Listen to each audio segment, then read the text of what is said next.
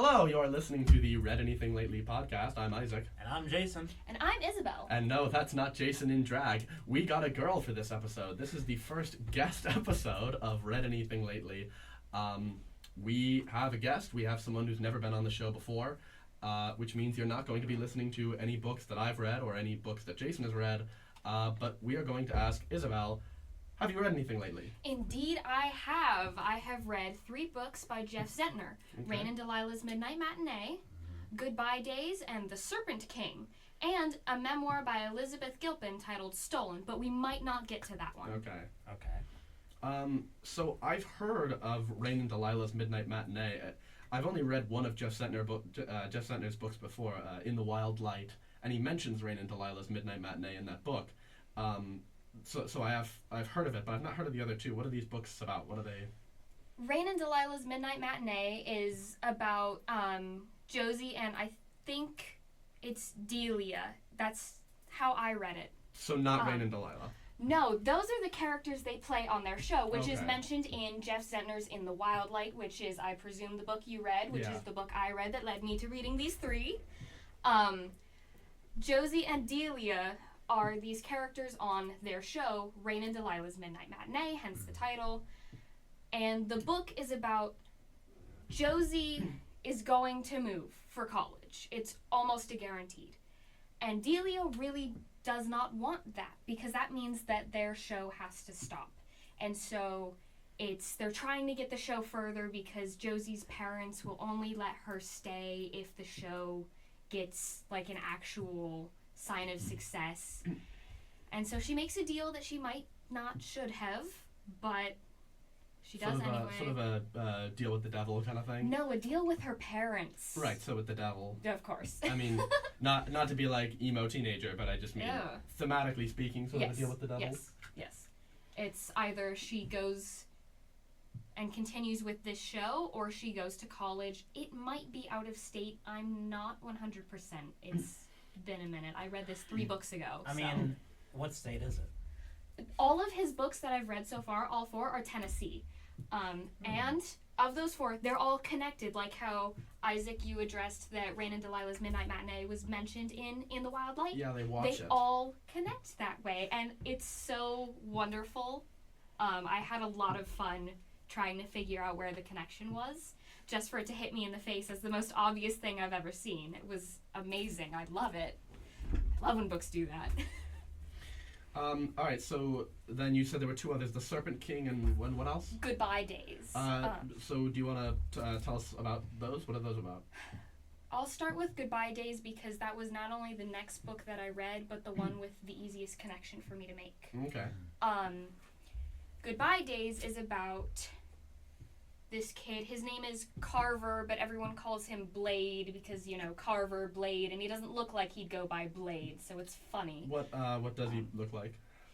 It didn't describe him very well, but he's kind of scrawny. Okay. He doesn't look like he'd go by Blade. Yeah. Dude, I want to be a Blade. Everyone too bad, you're Jason. Yeah, and I want to be the Hammer, but you don't, you know.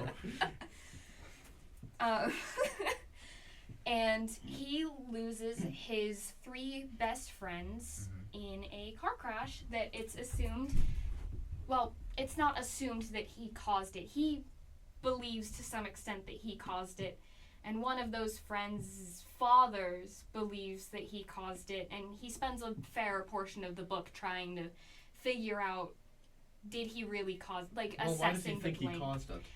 Because, so the friend that was driving, Mars, Marshall is his middle name. His first name is Thurgood. It's a whole important plot point in the book. Marshall, right. yeah, famous. Right. I never remember. Orator? I have no idea. I think he was a civil rights activist, like a Frederick Douglass type. Remember I think it was even I believe the founder of the NAACP? That sounds right, yeah. Yeah, I might be wrong. Anyway, he goes by Mars. He was... We are all white.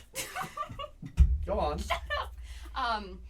He was driving, and Blade texted him. I can't remember the exact wording, but it's on the back of the book and mentioned multiple times. Hey guys, where are you? Text me back.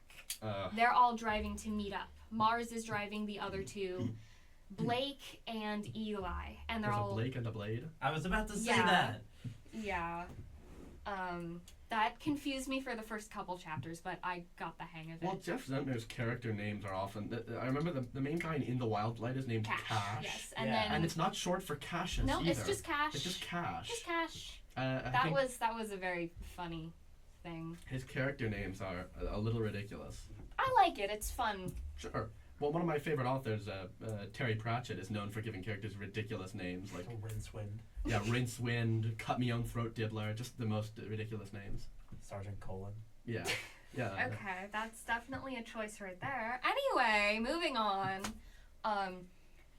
He ends up after the funerals talking more with Blake's grandmother because she mentioned that now that Blake is gone, she doesn't have anybody to weed her garden. Blake lived with his grandmother. She doesn't have anybody to weed her garden.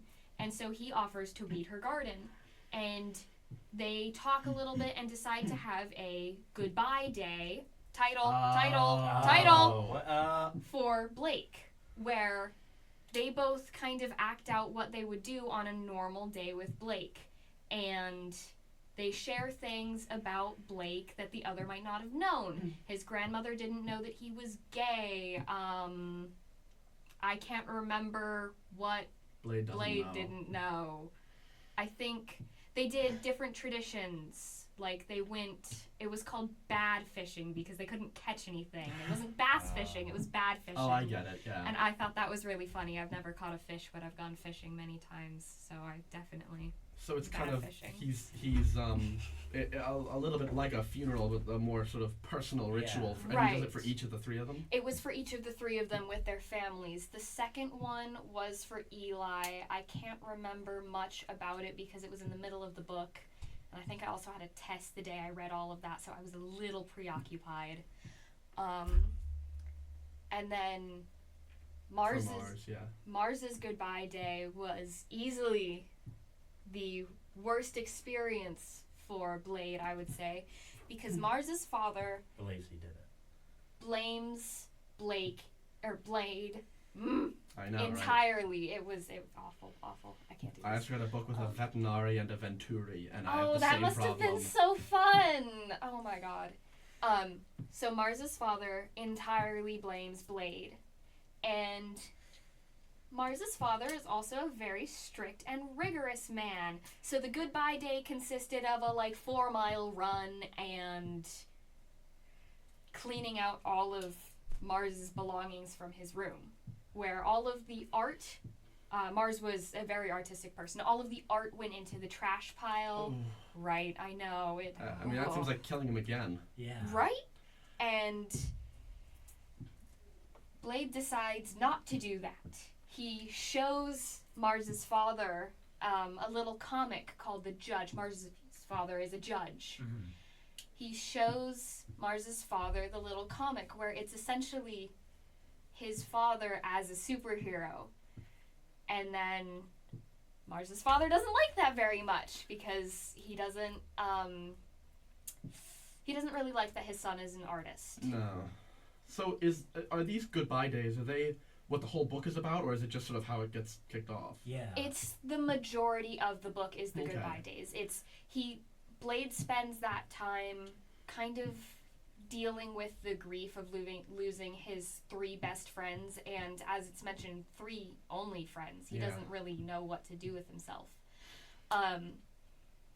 He does, however, end up becoming closer friends with Blake's girlfriend, Jessamine, who is mentioned in Rain and Delilah's Midnight Matinee. So this is, what's the word? A very psychological novel, I Yes. imagine. And so it would be difficult to spoil by just saying the events that happen in it. But we do try to avoid, talking about the endings of books here, or late events, just in case you were gonna go off into and this is how it ends, and he saves the father from a burning volcano. No, I was going to finish talking about the goodbye day, but I Okay. do feel that could be a little bit spoilery if I do, so I will refrain from doing so. Do these kids get actual funerals, or is this Oh basically... yeah, Okay, there's cool. entire. There's the 3 funerals are back to back to back, Yeah. and they're the book starts at the last funeral. Okay. Interesting, yeah. And is that Mars's funeral? I can't remember. It might have been Blake's. Okay. I'm not 100%. That would make sense because it would be give the grandmother a chance to. Yeah, it must have been. And then what's the Serpent King about? The Serpent King is about names. About this kid Dillard. Dillard? Dillard Early Jr. And his Early makes sense. Jubal Early was a very significant American historic figure. I mean, it's still a weird name. Sure, it's a little bit of a weird name. Dillard. And he goes by Dillard, Dill. really? He goes by Dill. It's the only choice you have if your name It's is the only Dillard. choice. It's the best option on your table. And his father. Except D. I was gonna say that, but then I figured you'd be Hey, like, D. yeah, hey D, what's up? Yeah. I think I would prefer to go by Dill. At least then I could make it like.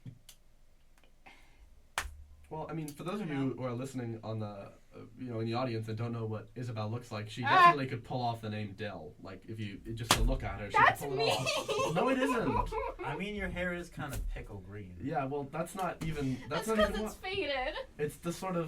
It's not even like anything. It's not because you look like a pickle. You just seem like you could pull off the name Dill. You seem like you could be the kid's best friend in To Kill a Mockingbird. I haven't read that was yet. his name. It I was. haven't read that yet. There's a kid named Dill. Yeah. I figured as much. I just haven't read that. It's on my list. My list is 620 something books long, but it's on my list. It's on the list. I'll get there eventually. Eventual. Ly. I turned myself into a Dill. Okay. Okay, let us move on from his name, please. There's Sure. a book to talk about. So his father was, I want to say, the priest of the church that they went to. Parish, the church, whatever. Oh, He I didn't pay very strict Are you attention unclear to on that. whether he's a priest? Yeah. He I corrects don't- me on stuff like this all the time. Well, no, I'm not. I didn't correct. I was just saying the Well, parish, not the yeah. church. Yeah. Anyway. So his dad was the priest. And he was known as the Serpent King. Whoa, book title again. But why was he called that? Yeah, why was he called the Serpent King? Because during the services that he led, he would take out, I know there was a copperhead, and I think the other one was a rattlesnake. Mm-hmm. I'm curious which kind of And rattlesnake. he would make them kiss. Go Yeah. on. No, he would have people hold the snakes. Like, a lot. Like, every single time. And Were they docile? Like, were they actually rattling I around? mean, they didn't bite anybody addressed in the book. Okay. So Alright. I mean, as far as I'm aware, they were chill for being at least one venomous species. I'm not very Rattlesnakes up to and date. copperheads are both. Okay. venomous. I figured they were both venomous because that made the most sense. I But always forget if rattlesnakes have a venomous bite or just the tail. Well, they have the tail to warn people about the bite. So he's called the Serpent King, and What? Anyway, Alright. so he ends up getting arrested for having possession of child pornography. And so Dill's life is completely ruined by his awful, awful father. Yay! Plot points. And the story mainly focuses on Dill and his friend Lydia and their friend Travis. And it's similar to Rain and Delilah's Midnight Matinee in that Dill spends most of the story thinking about how Lydia is going to be leaving for college. But, and this is like incredibly spoilery, but it is also very vital for me to mention. How late in the book does this occur? Our general rule of thumb is anything that happens more than halfway through the book, we don't mention. Well, also sometimes like the big thing of a book can happen like immediately. It helps me put it on a spectrum. I have Could the you- spectrum for the 3 books. Could you put it in vaguer terms? A death occurs. Okay. A death occurs. Yeah, that's good. Does it have anything to do with serpents? No, it does not, in fact, have Uh, anything to do with serpents. Like that's Um, yeah, that's good. And then a death occurs. The linking thing for that is Jesmond's favorite music artist was Dearly. Dill really likes to play the D. guitar. Early. Yes, D. Early. He launches a little music career. And oh my God. I know. And in Goodbye Days, they go to a Dearly concert, and he talks about how he lost a friend in high school. So I spent the entire book like waiting to see who dies. I'm not gonna say who, because that's awful. It would be awful if I did. I'm not going to. I've already said enough. Does he die? Was he a ghost the whole time? That would be cool. Except Yeah. it wouldn't make any sense because he wouldn't have lost a friend in high school. He just would have died.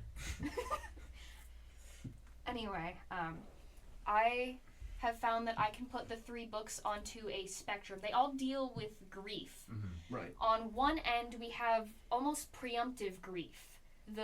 Someone is going away. Rain and Delilah's Midnight Matinee falls squarely on this side of the spectrum because Delia knows that Josie is leaving. And then on the other side, we have death grief, which is Goodbye Days. Your 3 best friends, your 3 only friends, all die. And Serpent King is. Serpent King is in the middle because Someone dies during the story. someone dies during the story. So not only do you have the preemptive grief of knowing that one of your closest friends is going to be going out of state, and you will most likely not see each other, hardly ever, if ever. You also have one of your other friends die, so it falls into the center of the spectrum. Mhm. And I read all 3 of these books back to back to back. Is But- there an order they go in? I don't believe so. If you gave me enough time, I could probably put them in a chronological order. Hold on. I think Serpent King came first because that was the music career, and then Jesmond had already moved away as of Rain and Delilah's Midnight Matinee. So those 2 I believe would be interchangeable. Spoilers. Shut up! She's not actually in Rain and Delilah's Midnight Whatever. Matinee. Yeah. It's just discussed that she was one of Delia's friends, and then she moved.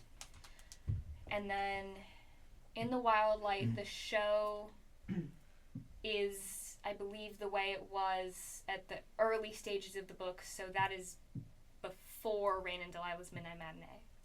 Okay. Don't know where the others would It's a fall. little convoluted, it sounds like. Well, yeah. A lot of these, it's whenever an author writes many books in the same world, you run into the question of where do you start, and the answer is always it's complicated. Well, I mean, yeah, with Terry Pratchett, you told me to. Oh yeah, with Terry Pratt, famously, nobody knows where to start with Terry Pratchett. Yeah, I started with Guards, but just because that particular series interested me. Yeah. So, tell us more about this grief spectrum. So, how does that Yeah. affect, I don't know, the experience of reading the books? How does it make them distinct?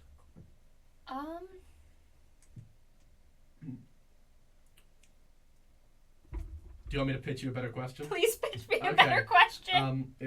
Here's maybe a better question. So, these 3 books. They offer, 3 different perspectives on the grief of losing someone from different periods of time. Mm-hmm. Do they also have, aside from that, any differences in how the people leave or move, go away, anything like that? Yeah, how Is it just the position in time, or is there more to it that makes them distinct? do the characters kind of react to that grief in different ways, or is it kind of the same across the board? Dill gets very jealous every time Lydia interacts with anyone else because he knows he's wasting his last couple. It's towards the end of their school year. Mm-hmm. He's wasting their last couple days together, and he hates that so much. He hates that he's interacting with someone else when he really wants to be spending this time with her. Delia behaves similarly, but not quite the same. Delia's also looking for her father, so she has this all-consuming in the back of her head everywhere she is. This, is he gonna see the show? Is he gonna see this show? That's half of why she started the show. Well, yeah, actually, that makes sense. I was kind of thinking about that. she doesn't avoid it necessarily. She gets more angry. Her and Josie end up having a disagreement or two over it, and that it very much pushes the story forward. Is it like a misunderstanding sort of situation, or more just like the No. accumulation of various grievances that all spill over? Yeah, the second one. What we call a Martin Luther situation. Yeah.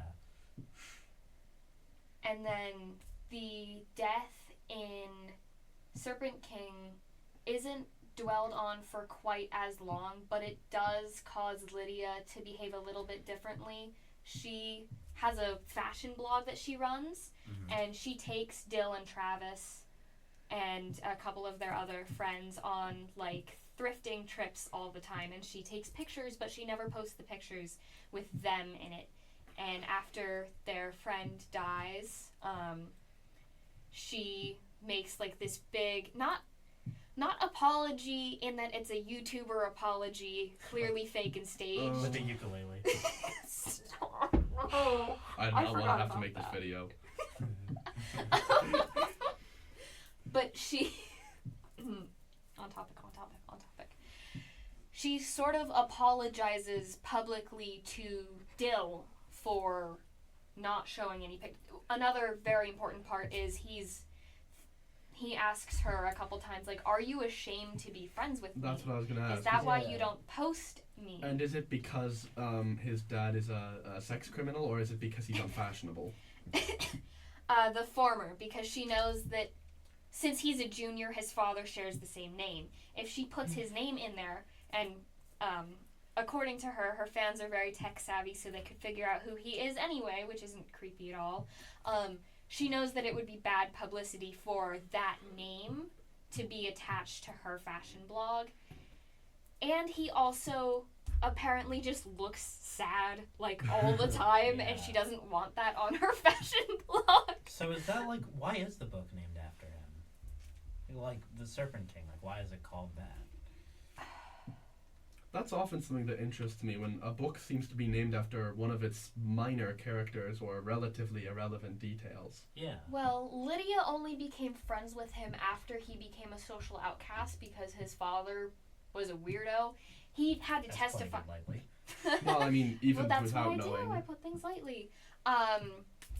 He had to testify against his father, and so that was like, now his mother is upset at him. His father is upset In at prison. him, obviously, in the prison. His mother keeps telling him, go visit your father, he wants to see you, and Dill's like, I'd rather I'm not not the see only my child father. who wants to see. Oh my god. That's awful, actually. I know, You but should, it's- like, inside thoughts. Some thoughts are meant to stay inside your head. But not that one. That one, definitely Okay, that one stays inside. Anyway. Sorry, I'm a little jumpy. We don't normally even use bad language on this show, and so as soon as I get an opportunity to say something awful, I just pounce. Don't do that. Okay. Yeah, so, it's named after him, because ... Lydia only became friends with Dill after the whole thing with Dill's father happened, and so I believe, my personal interpretation, obviously it's not absolute and concrete and whatever, my opinion, it's because his father being weird and awful and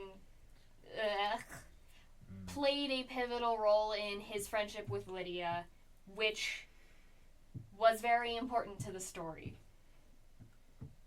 So basically the infamy he gained from his father's reputation was what made him those friends to begin with, and yet they're also what's separating him from them?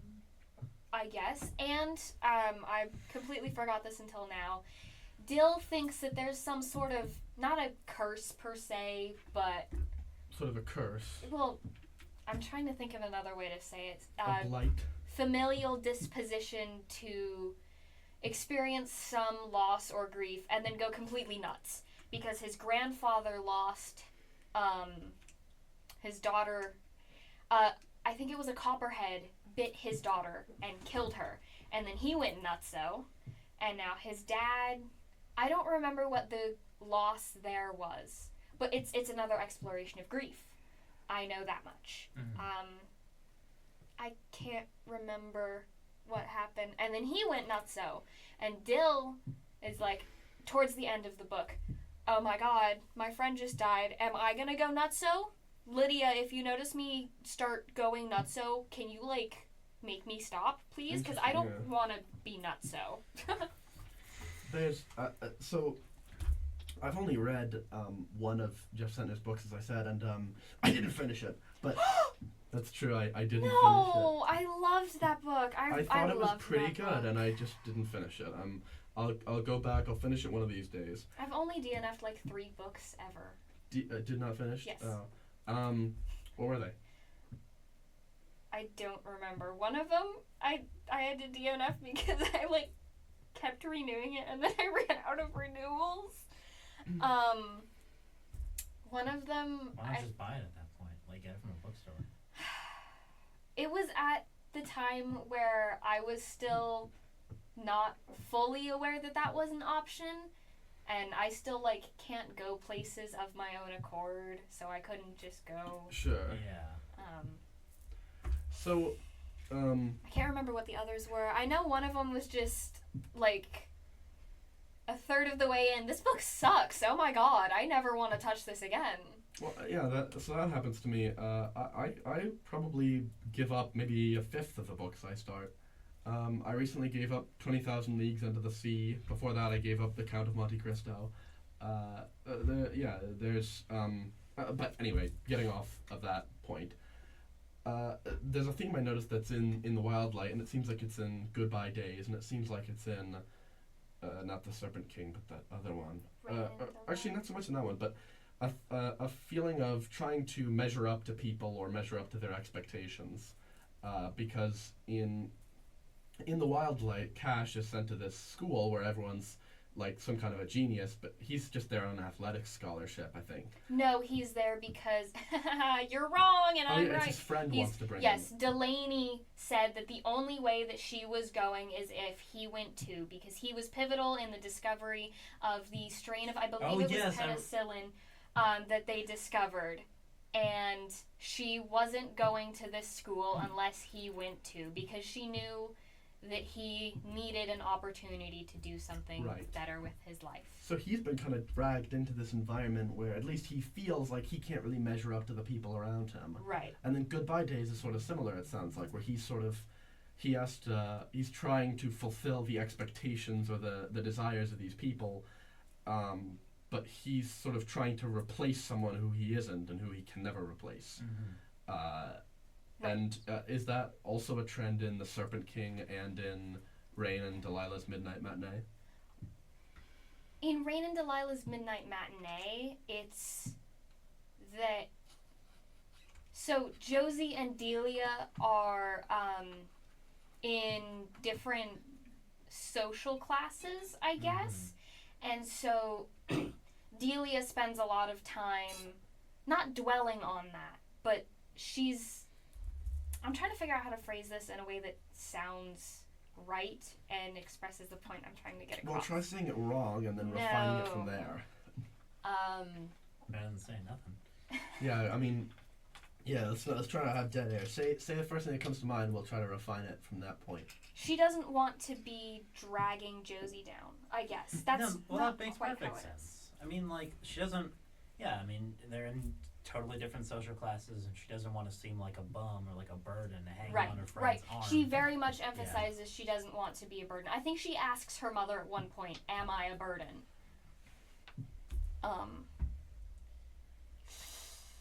So would you say, unless you had anything to discuss regarding this, this trilogy of books, how would you say the memoir contest? Yeah, let's go on to the memoir for now. Maybe we'll find something to tie back with those three. I could certainly tie it back into the theme of grief, very easily. Not only does Elizabeth Gilpin discuss... Whoa, who's this Elizabeth Gilpin? The author of the memoir, which I already stated earlier on. Oh, I thought you had said that before the show. I'm sorry. I lost track of what you said. I'm pretty sure I said it while we were recording. I hope I did. Yeah, let's just sort of get into the basics of it, just in case we didn't mention it earlier. So... Elizabeth Gilpin is the author. She was... I can't remember how old she was, but it was like early high school, Okay. she was acting out, like Mm-hmm. drinking marijuana, boys, etc., Okay. whatever. But it wasn't like cocaine bad. She was Yeah. just Bad acting out. decisions, but not Right. life-destroying. Yeah. Right. And her parents were, I don't remember if they were just fairly religious or extremely religious. I know they were religious to the point where it was affecting her, but I don't know beyond that. And they kind of decide, let's deal with you. And so they pay this system to kidnap her out of her room in the middle of the night and take her out into the woods for over 100 days, where she where she has to work on all of these programs for self-improvement, when I'm so sure that at least half of them violate like a myriad of laws and should be considered psychological torture. Listeners, there were huge scare quotes around self-improvement. Big air quotes right in the air. And then after those 100 plus days in the woods, she gets sent to this place called Carlbrook. Carl I Brooke. can say words. Hey, Carl Brooke, glad to see you guys. Where she undergoes more psychological torture. Okay. Because you can never get enough of that, I guess. What?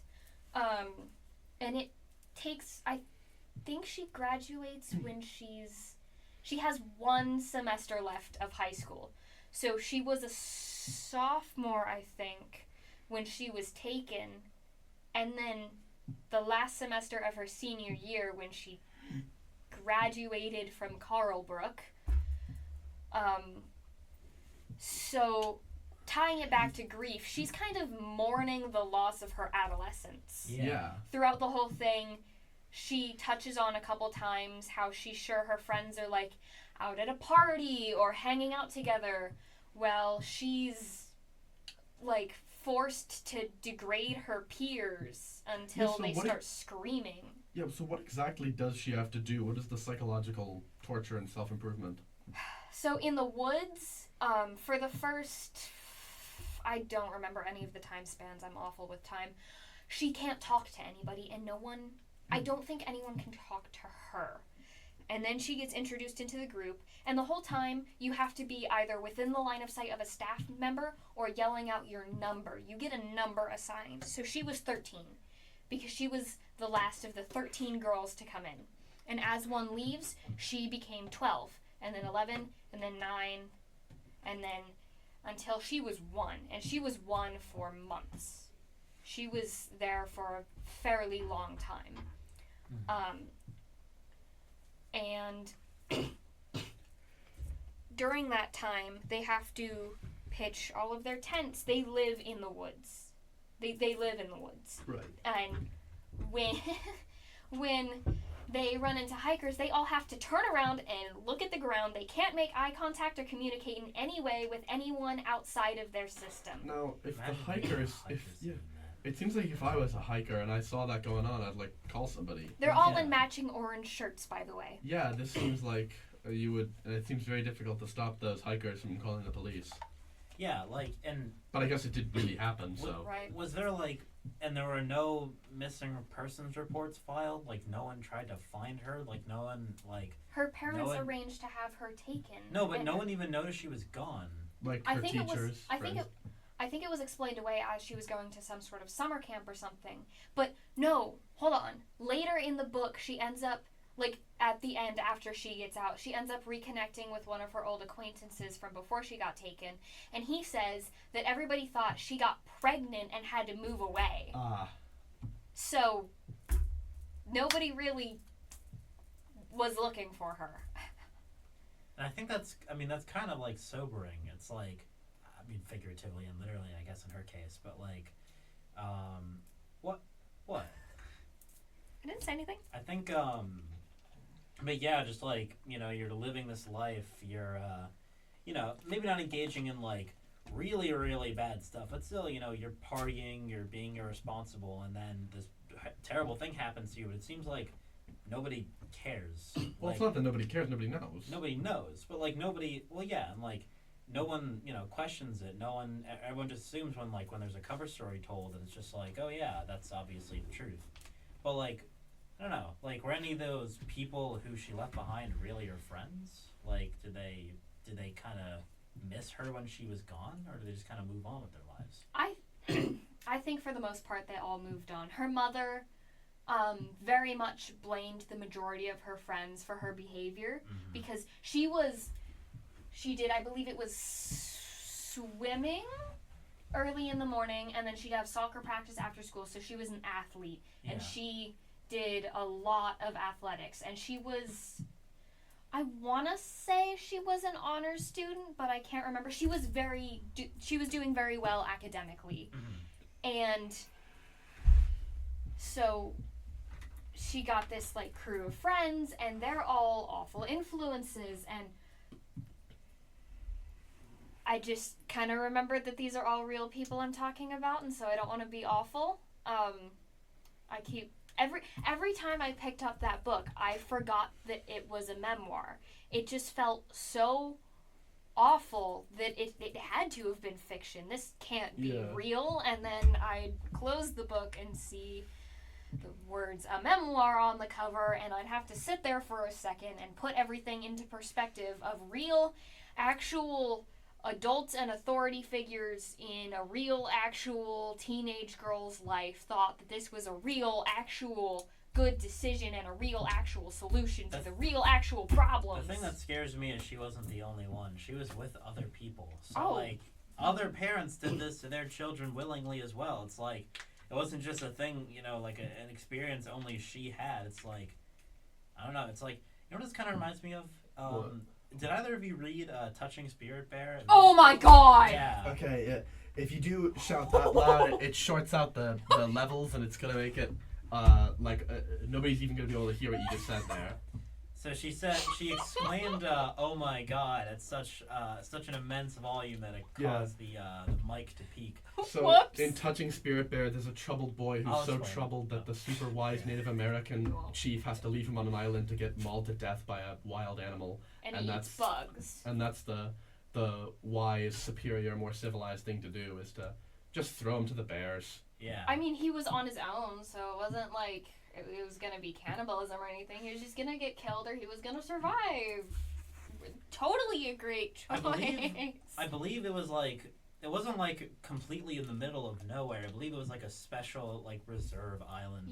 And didn't there was like one bear, and I think it does at some point it does maul the main character and basically leaves him on the verge of life and death.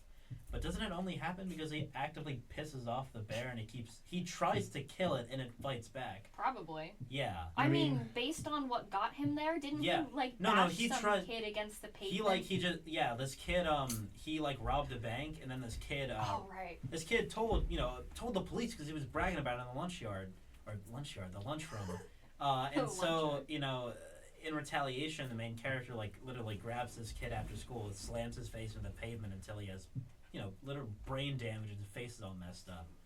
And so obviously, so the difference here I think is that Elizabeth. So Elizabeth, like, she got put on all this she was making irresponsible decisions, but otherwise she wasn't like, was she really like hurting anybody? She wasn't really affecting anybody else in any noticeable or major way. She was really the one being affected. Yeah, she was affecting her, and that's actually kind of the main difference is that in Touching Spirit Bear, Cole was severely hurting. That's his name. Cole was severely hurting other people with his actions, but with this, Elizabeth was like, sure, I mean, she's making irresponsible decisions that could have really ruined her life. But it was only going to ruin her life. It was only going to ruin her life. And I'm just kind of, it immediately sparked in my head, like, wow, wait a minute, a story about like a teenager who has been committing these kind of irresponsible acts, being sent into the woods to fend for themselves. And I think like with this, it's even crazier because this is true. Like, it's a real story. You know what also reminds me of? Isaac will probably know what I'm talking about. Nickel Boys by Colson Whitehead. I was gonna say, we learned about like the Magdalene laundries. Oh yeah. The whole thing about basically innocent young Irish woman whose only crime was like having kids out of wedlock who are basically forced into slave labor, essentially. Yeah, slavery until the 90s. Yeah, but Until no, the Ireland, 90s. keep criticizing us for slavery when you had slavery in the 90s, Yeah. please. That thing I just said was ridiculous, and Ireland does not criticize us for slavery any more than any other country. And what I just said was nonsense and terrible. So it's what we would call an inside thought. No, it's what we would call a verbal gaffe. yeah. An inside thought. God, what a We what call a mistake. that a cough. Yeah, we call that a cough. So, but another book in that vein, to go back to 6th grade English and draw a text-to-text connection, would be Nickel Boys, which is a better book than Small Things Like These. And I've read neither. I've read neither. Okay. Well, Small Things Like These is I think it won the Booker Prize, but I'm not aware of a good book that has ever won the Booker Prize. Not that I know every book that's won the Booker Prize, but I've only ever heard of bad books winning that Pull prize. up the Wikipedia. Isaac's actually read every book ever. No, but Nickel Boys was written by Colson Whitehead, and it's half real. So it's based off of a real boys' reform school that was in operation in America for about 100 years, and so Nickel Academy in the book is not the real name of the academy. It's not the real academy, but it depicts the real events that occurred there, and the boys who were whipped to death, and the boys who were raped, and then who told someone they were raped and then were whipped to death. Oh. And the betting on school sports, and they bet against a kid and then tell him to throw the match, and he doesn't throw the match, so they whip him to death. They really like whipping people to death. They love whipping people to death. It's called Taking Someone Out Back in the book. And it's based on real events, and it's also a reform school. The intent is to take delinquents and turn them into, cool kids, make men out of them. The hero of that book is this kid, Elwood something, and he is a complete model child, has never stepped outside the rules in his life, didn't even color outside the lines in elementary school, but he hitches a ride when he hitchhikes to school because no one can drive him. He doesn't have money for the bus fare, and the guy who picks him up in a stolen car, and so when that guy gets arrested, Elwood is assumed a criminal and sent to Nickel Academy without trial, and is subjected to various tortures. God. Torture without real justification. Woo! What? It's really shocking to me how common this sort of thing is. Like, I don't know, just So isn't that kind of an oxymoron? If it's common, shouldn't you not be shocked by it anymore? Just because it's common doesn't mean you are aware of it. I am shocked by how common it is. Sure. Okay. But basically, kind of seems like there's been a running theme. I don't know, it's a lot of cases, frankly more than... Many such cases. More than should, frankly, be okay. As if the existence of any such cases should be okay. Basically, children being tortured as a means to whip them into shape, when really you're just whipping them to death. I think, but so to kind of tie this all back to the main subject at hand here. So you said this character, so this book is kind of fits in with this grief theme of the other books because of she's grieving her adolescence, she's grieving the childhood she basically lost. And she's grieving basically the life she'll never get back, and the fact that the life she's going to have after this is going to be substantially worse. And how would you elaborate on that? How would you? I don't know. You already did a lot of elaborating on what I said. Anyway, so within this isn't quite elaborating. This is just more yapping that doesn't quite get to the point. She talks a lot about, there are these different workshops, I think there's 4 of them that they had to go through, and there'd be music playing the entire time. And I believe there were a handful of songs from different musicals. And so it would be for hours on end, this one song would be playing while she was forced to berate her peers, and they would berate her, and sometimes it would be they're attacking each other physically, and there's these kids laying on the ground sobbing, And that was the only music they had access to. There was, like, you could listen to music in the library or whatever. I don't remember where it was. But those were the only songs they had access to. So the only way you could listen to music was to listen to these songs that you had associated so strongly with these awful, awful experiences that to listen to them would only cause you further strife. And she has to carry this into her adult life. So instead of listening to whatever music her peers were listening to at the time, she was listening to these same songs that just furthered the imprint in her brain of these years. Never gonna give you up. That's a real form of torture. Enhanced interrogation used by the American government against Middle Eastern prisoners to play the same song over and over again. They used "It's a Small World" and also "The Real Slim Shady" are the ones I know about that were used for that form of torture.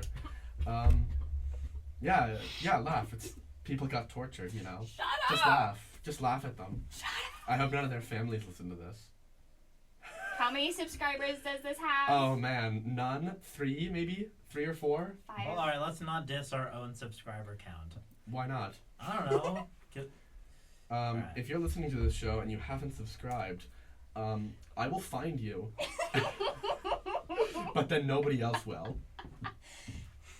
I'll be the last one to see you alive if you're listening to this. So overused. I'll be there too. If you're listening to this and you're not subscribed, we're gonna send you to Nickel Academy. Those two are. I'm not involved in these threats. Please don't kill me. Please, I'm innocent. I've done no wrong thus far. Okay. Back on topic, Yes. please. But which topic are we back on? Not that one.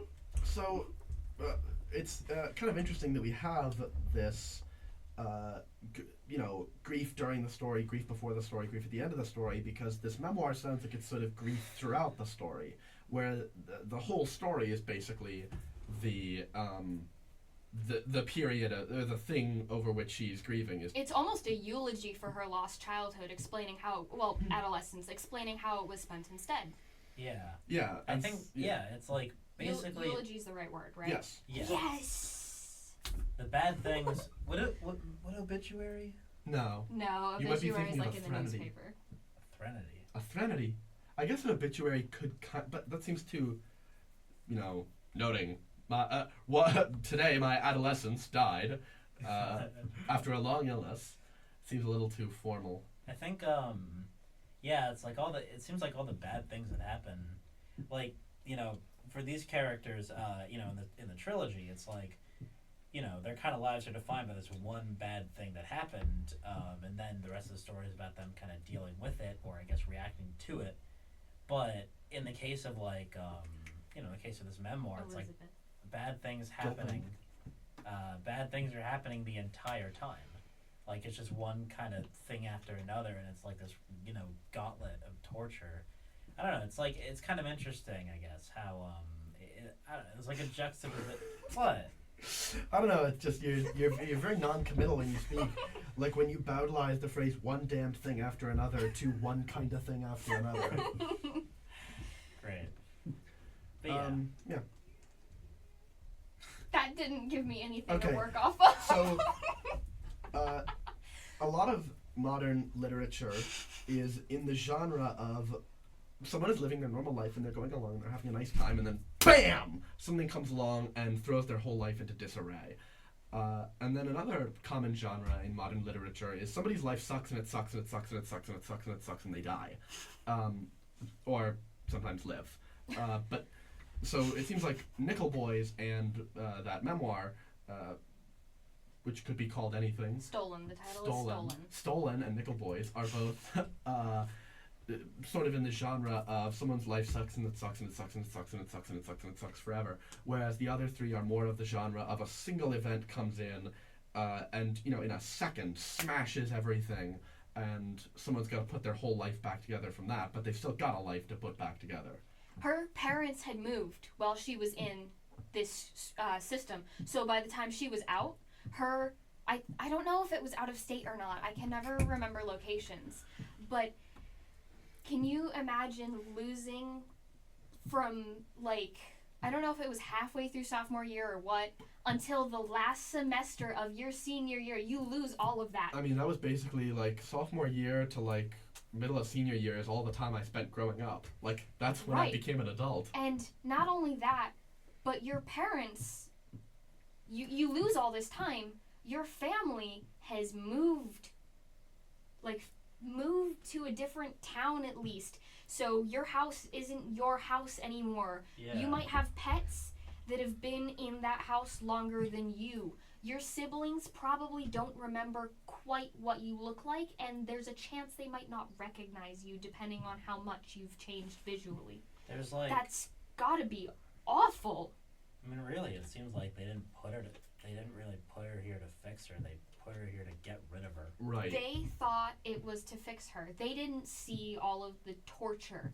Every letter she sent back home, the staff of Carlbrook took a Sharpie to. Every call was monitored. Well, hold on. If you ever get a call and parts of it have been blacked out with or a letter and some of it have been blacked out with Sharpie, obviously don't get that something's up. person. Yeah, well, I know that there was redacted in Sharpie, but I don't know if that means that they went and typed up a new version without that or what. Yeah. But everything was redacted or censored or pared down in some way to make it seem like she was in this wonderful place. That's a concentration camp technique. So her parents really did think that she was really going through these things for self-improvement and Were they not informed of what the program actually was? Not what it actually was. So what did they think they were sending her to? Sort of a kumbaya kind of... It wasn't discussed very heavily. So they, did it on a whim, basically? Kind of. I know that they took her to see this lady who did a bunch of psychological tests, like the Rorschach ink block test, and similar things.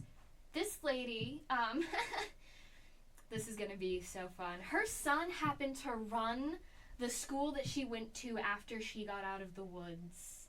So after over 100 days in the woods, she was sent to the school that the son of the lady that put her here in the first place was running. Well, that just kind of makes sense. So the lady was kind of probably lying to Elizabeth's parents about, what was up. So it's like a racket. It's like almost like a crime family. They're like, yeah, send her here and we'll fix her up. And it's like they funnel people into the schools and they make money off of that. Yes. Big thing for me. This had deep history in a cult. I can't remember which one. Actually, that makes a lot of sense. What kind of cult were they? What did they believe?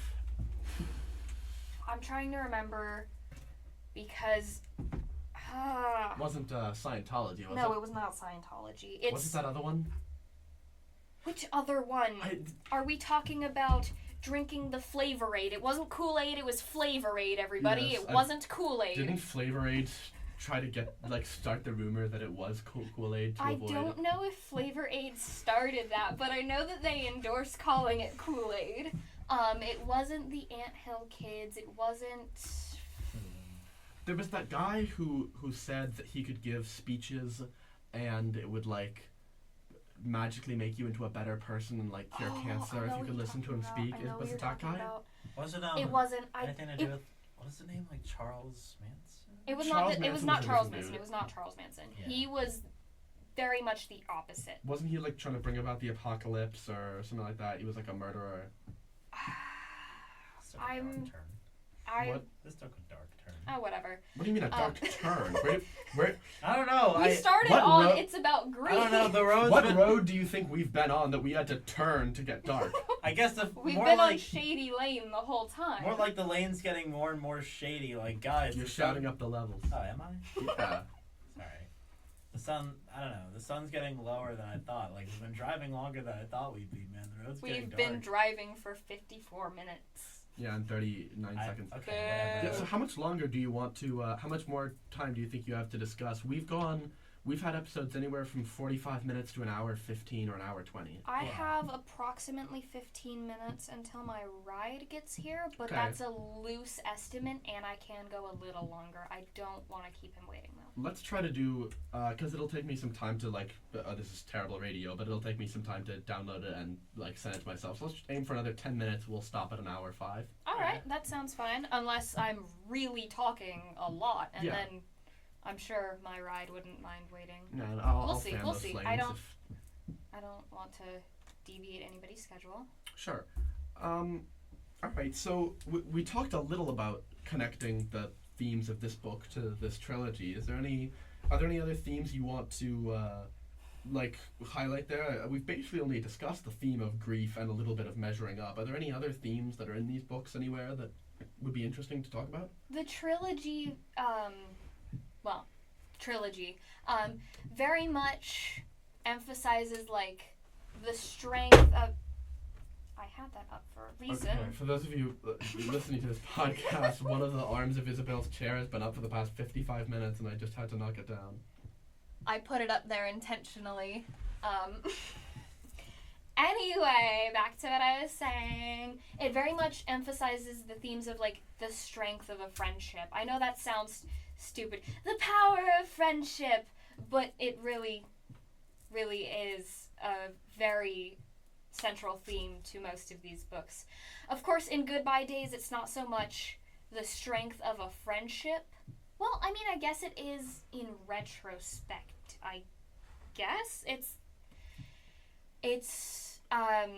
You notice the strength of the friendship because of its absence. Yeah. right. And also there's Carver, Blade, having these realizations of, like, I didn't know all these things about my friends, or I didn't know he lived like this, things like that. Yeah, it Like- does. Like, it does really suck to learn stuff like that after you can't really. Yeah. Yeah. Like with Rain and Delilah's Midnight Matinee and The Serpent King, both are, will this friendship survive over the distance that's about to come between the two friends? How are we going to make this friendship work? Just run the podcast online. What? It wasn't, they weren't Yeah, a yeah. podcast. They were a public a access show. television Yes. Oh, okay. So, like, people were seeing them. Okay. I've been thinking it was a podcast the entire time. No, it's a show isn't with, the like, show- puppet props and everything. Oh, okay. They watch these quote-unquote so bad that they're good awful horror movies and have little jokes about them, fun So stuff it's like that. Mystery Science Theater I was 3000. I about to totally make know what that yeah. is. Mystery Science Theater 3000 was an old public access television show where a So- guy he had little, There like, was a normal guy named Joel. His bosses didn't like him, so they shot him into space. They sent him Don't- cheesy movies, the worst they Please. could find. he's saying the theme song. Anyway, he and his friends would pilot robot puppets, would watch terrible old science fiction and horror movies and make jokes about them Yeah. and how bad they are. And Pretty they would much. have they'd have skits, like little intermission periods. They where they'd had make skits and little intermission Yeah. periods. Oh my god, I wonder, is there any chance that one is based on the other? Mystery Science Theater 3000 is from like the 80s, so it would have to Yeah. be Rain and Delilah's Midnight Matinee. That's based the on- joke. But I was just saying that That's the it's joke. not just, it's just the... That's the joke. That's why I said it. Okay, so you were saying about Rain and Delilah's Midnight Matinee before Jason so rudely interrupted by saying it was a podcast. You were saying something about how it's, Great. if the show's gonna survive, if the friendship's gonna survive splitting up. Hold on. Once I start laughing, it's really difficult for me to stop. Anyway, you're awful, and I hate you. That was Isaac doing a little like slap sound effect by like clapping his hands together. Yeah. I don't know why he did that.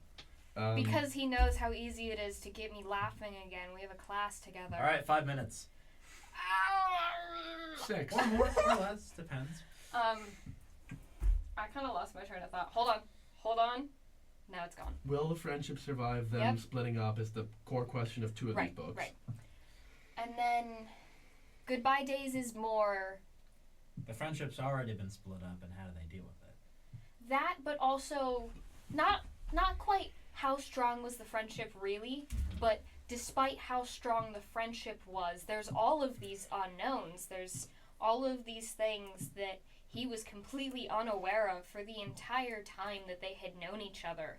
And I think he thinks about, I could be wrong and I might be speculating, but I think he considers, like, had I known these things, how would things be different? How would I treat my friends differently? Like, if I had known that Mars's father was...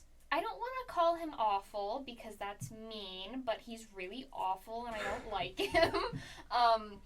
Like, had I known Mars's father was this awful, how would I have, like, acted differently around him? Would I have invited him over more often so he could be away from his awful, awful, awful father? And things like that. I think, it's like, it's tragic, like, learning things about people you aren't really in contact with anymore, in this case because they're dead, but, like, learning things that, like, if you had known that thing, could your friendship have been even stronger than it was? Right. Like, a lot of, things are left unsaid, a lot of what could have been, and, like, especially in a case like this, where it's unfair, like, it just happened, like, these 3 kids just died, like that. And to have... So, like, there was no time to say goodbye anyway. That's why they have to do these goodbye days, because they never got a chance to say goodbye themselves, so this is the closest thing they can get to that. And to have one of his best friend's fathers wholeheartedly blame him for the death of said friend, that was, I think that was, if I remember correctly, why Mars's goodbye day was last. Well, one of 2 reasons. One, because his father is awful, and he kind of, Carver, Blade, kind of figured that he wouldn't want one anyway, but word got around to him, and actually Mars's father specifically requested a goodbye day, where for the other 2 it was offered. Is this like a common sort of thing in this community, or do they kind of like found this idea? Yeah, do they invent the goodbye day? They invented the goodbye, because Carver, Blade, he was a writer, and so Blake's grandmother figured, well, you're a writer, you could write a story about Blake having a nice last day, and then it evolved into, or we could have a last day for him, because there are parts of him that I don't know that you do, and there are parts that you know that I don't, and we could unify the image of Blake that we both have, and that was what got it started. There's it reminds me of that book by John Green, Looking for Alaska. I still have never read a John Green book. I need to get around to that. I haven't either, but a little less famous than The Fault in Our Stars, but still pretty famous, is Looking for Alaska. Yes. Which is about some kids, I think they're at a summer camp or a private school or something, and one of them is this girl named Alaska, and she dies very suddenly. And most of the rest of the book is all her friends kind of trying to piece together who she was. Yes, very much like that. You know, another book like that is Speaker for the Dead.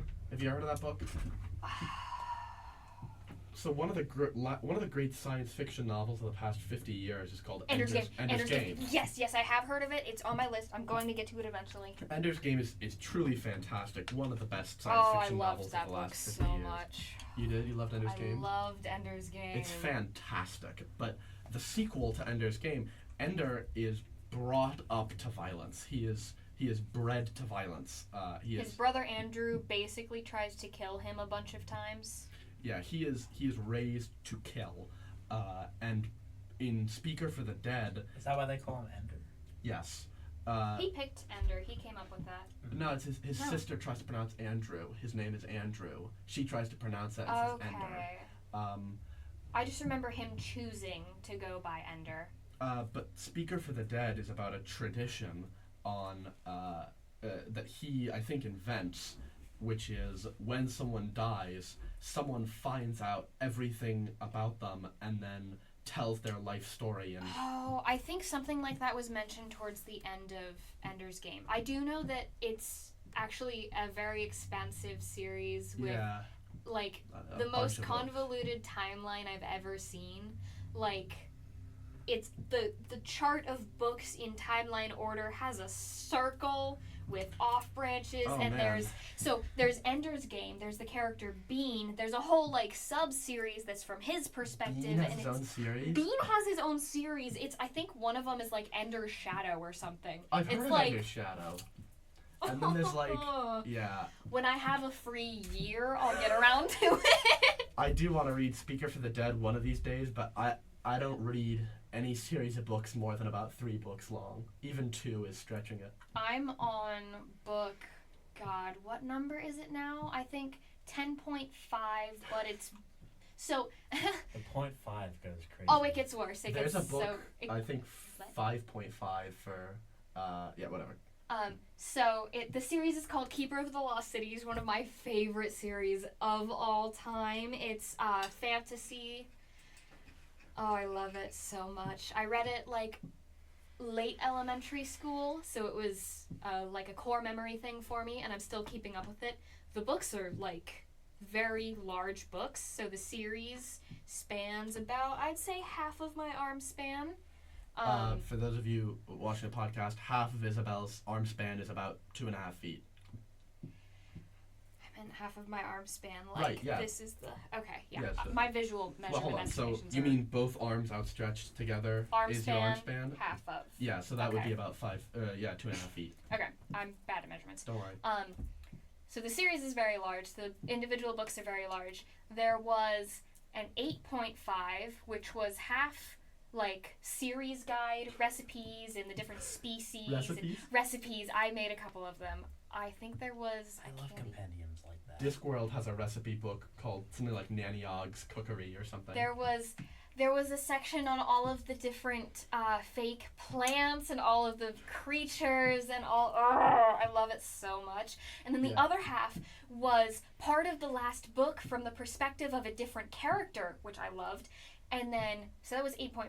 9 came out, so I think it would be, it's either 9.5 or 10.5.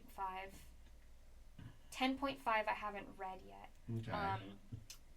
Where was I going with this? You were saying that you had been reading this long series, you were on this book of it. Right. Because you talked about how you only give it to like the 3rd book, and that's actually not true. There's one exception. You typically give Discworld. it to I was about to say. I've read maybe 30 of the maybe 40 Discworld books. I was gonna say, like, haven't you read like 30 Discworld books? Yeah. So I'm looking up the page count for the longest book in the series right now. Ballpark. 700, 800. I'd give it 7-ish. I read some of the Dark Tower books as well, but that series. Each book is worse than the last, with the exception that the second is better than the first. So. Well, I mean, yeah, it's the Dark Tower. Like, the farther up you go, the worse it gets. Yeah, but they don't even get to the Dark Tower until like the 7th book, and so they're not going up it. They're trying to get to it. Yeah. Okay. But yeah, that was one of the worst reading experiences of my life. The 6th and half of the 7th Dark Tower books are just, they're so long. There's so many of them, and starting around book 5, they just suck. So there's the longest book. Time check. It's 3:30. I know. Yeah. The longest book is. Hold on, I lost it. Oh man. It was 800 and something. I will find it again. There's an 848 and. We can suffice to say, good God. So it's book 7 flashback, which is 848 pages long, and I think the shortest is 550 something. And the whole book is a flashback? No, the book is titled Flashback. Okay. It's an entire one of the Dark Tower books is a flashback. Oh, that's a fun. Wouldn't that just make it a prequel? Well, because it starts. Yeah, it starts with them gathering around the fire, and Roland says, "Let me tell you a tale of my childhood and first love," and then the whole rest of the book. Good is for that. Roland. Let's not. Yeah. So that's, I think, well, number of books wise, I think there's like 16 or so Wings of Fire books.